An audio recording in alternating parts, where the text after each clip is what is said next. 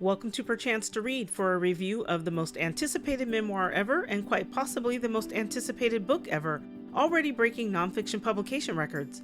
I'm talking about Prince Harry, the Duke of Sussex, Earl of Dumbarton, and Baron of Kilkeel's memoir, Spare. Let's get to it. Super quick, it really helps the channel if you hang in for as long as you can and like, share, and subscribe. I really appreciate it, and as always, please find a link to the book in the description. Okay, I know tensions are high these days between different camps in the royal family and their fan bases.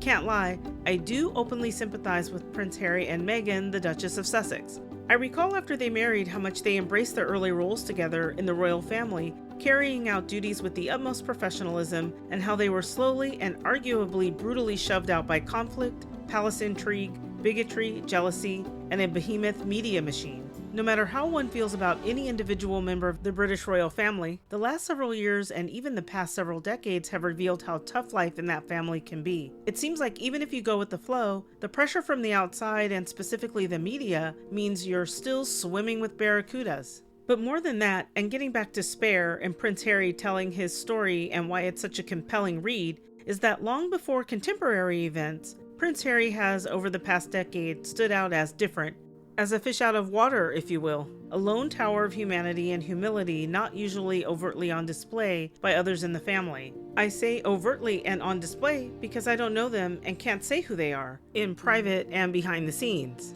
When they project outward under their own control and steam, we see what they want us to see, which is duty and the sometimes positive impacts of carrying out duty. But I believe Prince Harry exhibits more naturally his humanity and humility, even if they all possess it.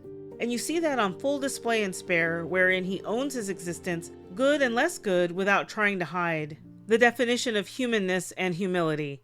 I think the way he has stood up for himself the last several years and stood by his new young family has demonstrated that he's been outside the moat the entire time, using the drawbridge to reach the farthest corners of the world and of human existence, and he's only recently been forced to show it so starkly. In some ways, it's been glaring contrast that has revealed it for him. The royal institution sticks out with its old-fashioned, outdated approach, and you can see more clearly everything else by comparison. In my review of the Duchess's children's book, The Bench, I touched on a Getty Images photo of Prince Harry on his trip with the Duchess to New Zealand. In the photo, Prince Harry is crouching before Maoris across an expansive lawn in a way that is both regal and down-to-earth, which is almost impossible to display, but it's natural on Prince Harry. The Maoris are also regal and down-to-earth, again, not easy for anyone and quite impressive, and Prince Harry, as he engages with them and honors their tradition, he just fits right in. It's a stunning photo that reveals so much about the complexities of a man who grew up one way, but who has the spirit of someone destined to do something different, something that is more than his birthright, while not forgetting and still honoring his roots. From the opening lines of Spare, and even just from the fact that the book exists, the memoir is a culmination of the life we've been watching unfold for over 38 years, meaning we've seen and still see a seemingly more open person sharing a lot with us. What's in the book? Fabulously, it feels like just about everything, which is quite generous. It's easy to see it strictly as Prince Harry telling his side, but he's also drawing back the curtains on almost 40 years of curiosity about what his life has been like. And when you remember that we're not simply talking about growing up wealthy in a famous family, and instead we know it's about the fallout of divorce, permanent loss of a parent at a young age, a stepmother who is fraught with, well, interesting history within the family, a grandmother who is the most famous person on earth, a father and brother labeled as born to follow in her footsteps, and multi-layered sibling rivalry, and all the while literally everybody's watching you, calling for privacy on steroids, it's amazing we learn as much as we do. We know from the massive interview coverage of the book, pre-release, that Prince Harry discusses in the book his mother, her death, the aftermath, so I won't belabor that here.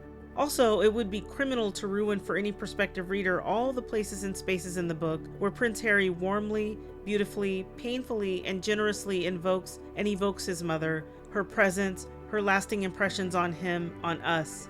I'll leave that for the reader. What's also there is a veritable roadmap to castle life, Prince Harry's moment-by-moment challenges with his schooling, a seemingly difficult adolescence and young adult life that is incredibly relatable, for while his experiences are different from those of most of us, traveling with an armed bodyguard at all times, searching for himself and a future in Africa, flashbulbs relentlessly up in his grill, lies told about him on an international scale. Like in the New Zealand photo, throughout his unique brand of life, he manages to easily remind you that he's going through normal human experiences that anyone dealing with grief, adolescence, and doubt would go through. That same one-of-a-kind, while also relatable vibe is ever present for 410 pages. Through his military life, his struggles with alcohol, his grief, his happy times, his new married life, his move to California, his decision to be above board in public, he's unique and down to earth and lays himself wide open for examination. There was a bonus for me, which was the description of his military life.